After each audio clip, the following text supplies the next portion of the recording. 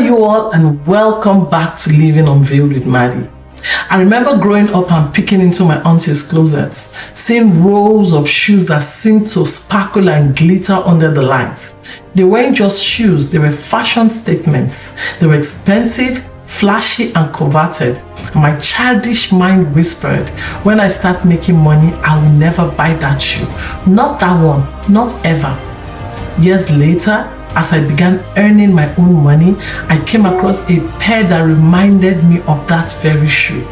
Perhaps not the exact one, but the style, the price, the glitter.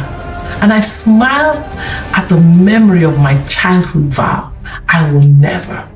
And yet, somehow, I found myself not only buying it, but sometimes choosing shoes even more expensive, more dazzling, more indulgent than the ones I had once vowed to avoid. The flesh is weak. It will always crave what it knows. It cannot see beyond the five senses.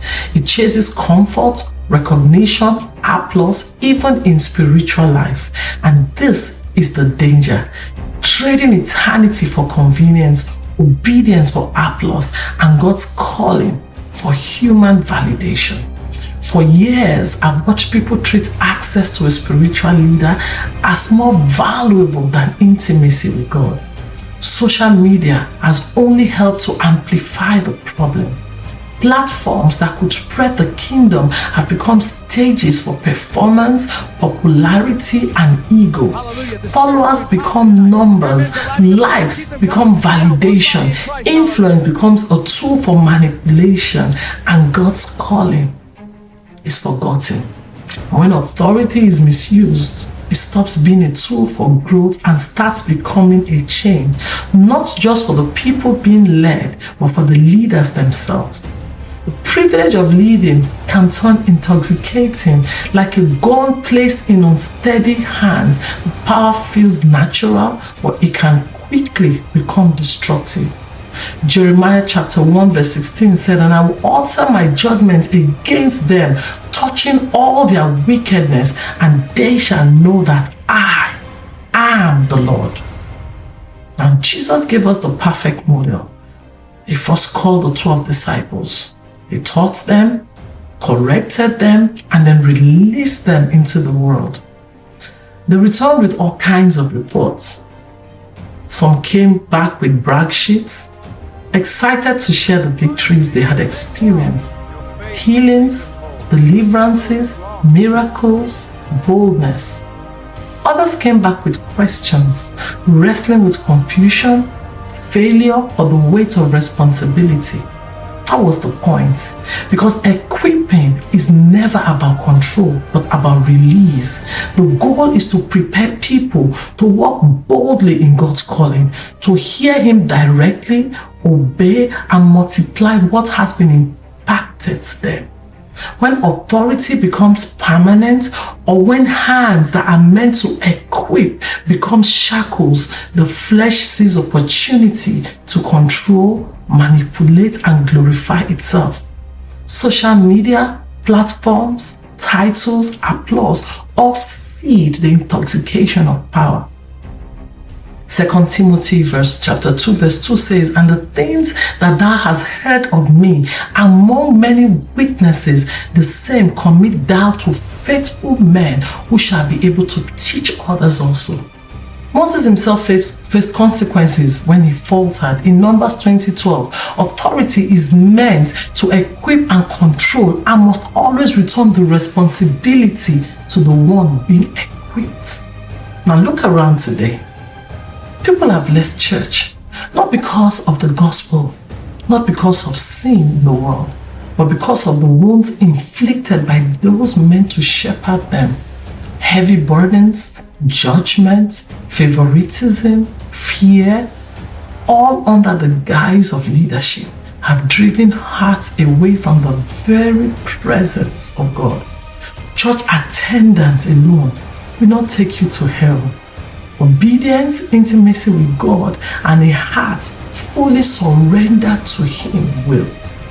Matthew 7 verse 21 to 23 said, "Not everyone that saith to me, Lord, Lord, shall enter into the kingdom of heaven, but he that doeth the will of the Father which is in heaven. Many will say to me in that day, Lord, Lord, have we not prophesied? And I will profess unto them, I never knew you. Depart from me, you worker of iniquity. Church is meant to be a school of discipleship, a place of nurturing, equipping, and sending forth. And when this order is forgotten, the people are wounded and the kingdom suffers stagnation. In Jeremiah 3 verse 15, and it says, and I will give you pastors after my own heart, which shall feed you with knowledge and understanding. In government circles, for instance, leaders are elected by people, and when these leaders ascend into power, they would often descend into oppressive mode, taxing, restricting, and controlling the very people that they were meant to serve. Now come back and look at the church. The same circle is happening within the church system, because fear has replaced faith, dependence has replaced obedience, privilege has replaced intimacy, and people are groaning under chains that should never have existed. Comfort has killed urgency, vision, and obedience. The harvest is being snatched while we are too comfortable in our spaces. Matthew 6 verse 33 has become very casual. The Bible says in that scripture, seek first the kingdom, but the harvest field are white, and the time cannot wait.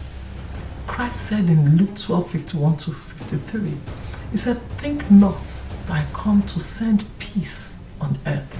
I came not to send peace, but a sword. This is the stirring of separation. Those who have grown comfortable will be exposed. Those prepared will rise, not elected, not selected by man, but called by God himself. Listen, the remnant is rising. They will walk in obedience. They will hear the Spirit directly, and they will act in the harvest without the fear of man. Isaiah 60 verse 1 says, arise, shine, for thy light is come, and the glory of God is risen upon thee. Release the hands you've been holding far too tightly. Stop letting fear, control, or comfort dictate the pace of God's work. Stop letting glamour, titles, or applause replace obedience. To the sleeping remnant, awaken. Awaken from your slumber. Know God for yourself. Hear him and not the voice of man, not the platform or the glamour, neither the crowd, but hear the Spirit alone. For the field is white and the harvest cannot wait. I hear the sounds of chains breaking. I see the veils are tearing, and access to God is restored. So step into your place. Step in with courage. Step in with word power. Step in because God called you, not because man approved you.